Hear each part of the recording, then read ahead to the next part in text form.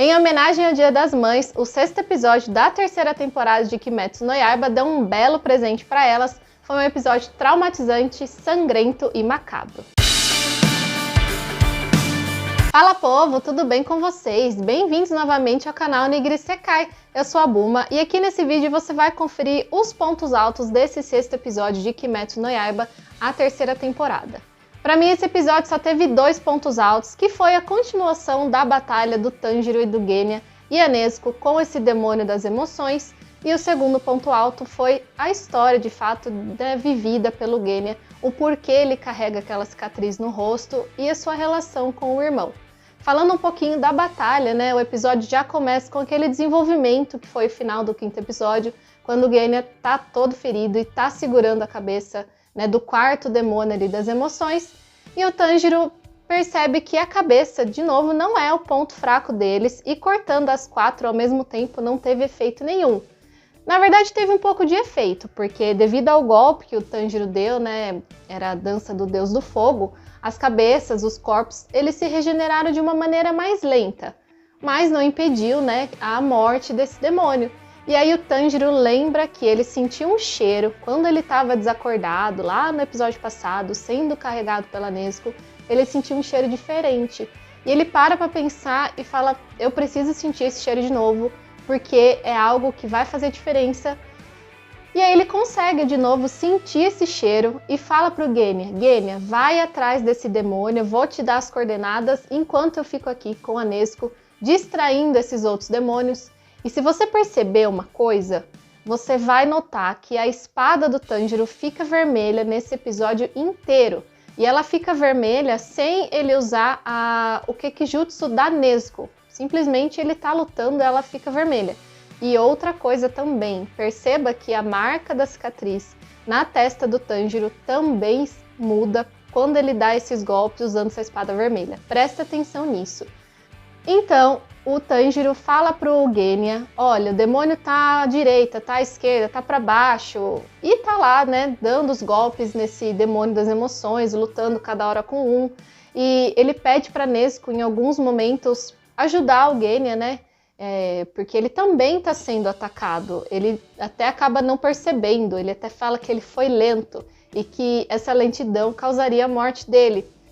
E é nesse ponto que entra a história dele. Ele tem uma espécie de flashback, né? Ele vai contando pra gente no episódio a história dele, a infância dele.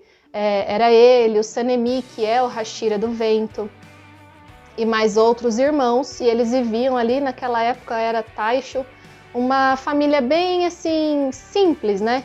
Como todos eram mais ou menos na vila. E uma coisa que você também deve prestar atenção é que a sociedade sabia dos demônios, mas isso era uma coisa meio tabu.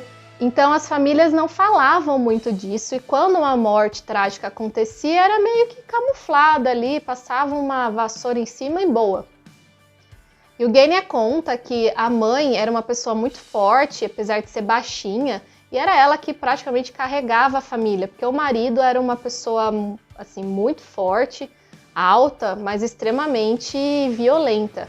E ele batia muito nas crianças e ela protegia, né, conforme ela podia, os filhos dessas agressões que o pai dava. E o pai era tão encrenqueiro, tão sem noção, que ele foi assassinado em plena rua, o cara foi esfaqueado lá, porque o cara realmente não prestava. E os irmãos, né, principalmente o Sanemi, com o Genya, eles se sentiram até que um pouco aliviados, porque era um fardo aquele pai na família, o cara não prestava pra nada. E então eles passaram a viver com a mãe dentro, né, das dificuldades que era aquela sociedade na época.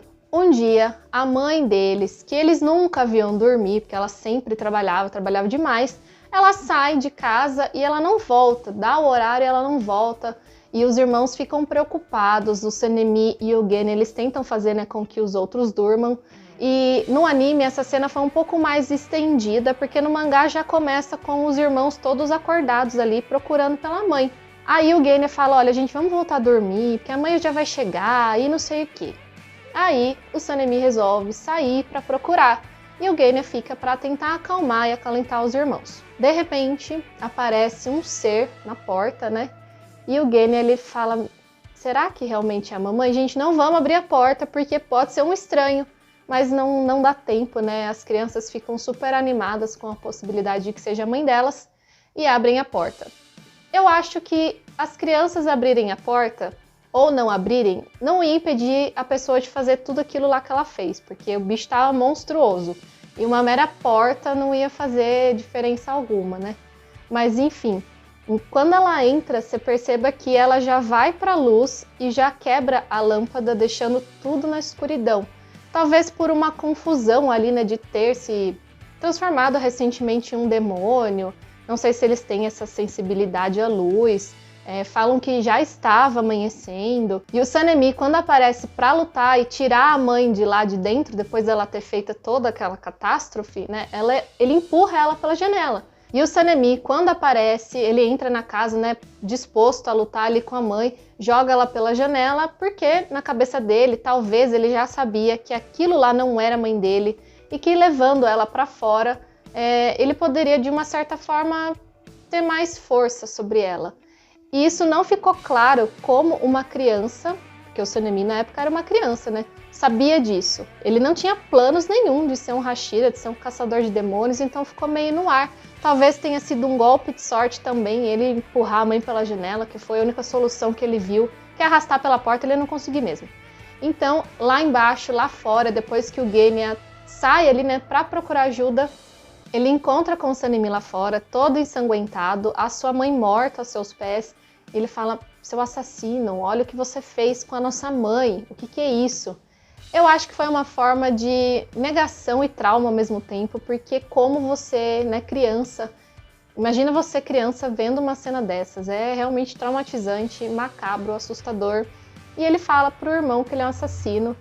Ali o irmão dele já dá as costas e vai embora, né? Depois, lá na frente, a gente tem um outro flashbackzinho. E aí, de novo, a gente tem um outro flashback quando o Sanemi fala pro Genya, olha, agora que o nosso pai se foi, a gente tem que proteger nossos irmãos, proteger a nossa mãe, proteger a nossa família. E talvez ali ele tenha feito um juramento interno, querendo dizer que ele ia se tornar um caçador de demônios e talvez até um Hashira, né?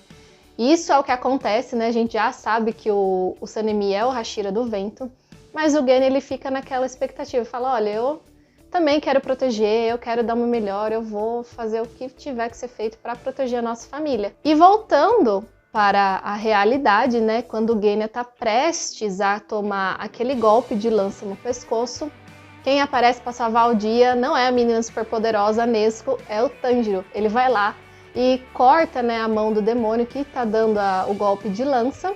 E ali de novo o Tanjiro faz a Hinokami Kagura porque a espada dele fica flamejante. E talvez ali o Genya tenha percebido que ele não tinha a habilidade necessária para caçar o demônio do medo, que era o demônio que deu origem a todas essas emoções, né, as 4 emoções. E eu já estava alertando vocês faz 2 vídeos para vocês lembrarem que tinha esse 5º demônio, que na verdade era o primeiro que deu origem a tudo. E o Genya não conseguiu, com sua pistola ou com sua espada, cortar a cabeça desse demônio e conseguir caçá-lo, porque ele se transformou numa criatura muito pequena. O cara parecia um camundongo ali no meio da floresta, muito rápido, com uma pele muito rígida, e o Genya não estava conseguindo dar os seus golpes. Então ele se sacrifica, fala, Tanjiro, vai você, dessa vez eu vou deixar você tentar matar esse demônio e eu vou ficar aqui protegendo a sua retaguarda, né, digamos assim. Dali em diante, o Tanjiro, né, sente o cheiro do demônio, começa a persegui-lo e o episódio acaba com um golpe que o Tanjiro desfere no demônio, mas a gente não sabe se acertou ou não, se vai ter algum efeito ou não. Cenas dos próximos capítulos. Esse episódio não mostrou nada da Mitsuri e mostrou só um pouquinho do Tokuto. Ele ainda tá preso dentro daquele vaso do demônio do vaso, né, a Lua Superior 5. E ele tá lá tentando furar aquela bolha, aquele jarro de água, mas ele não consegue. Não se esqueça de curtir a nossa página lá no Instagram, @canal Nigiri Sekai, e inscrever-se aqui no YouTube. A gente se vê no próximo vídeo. Tchau!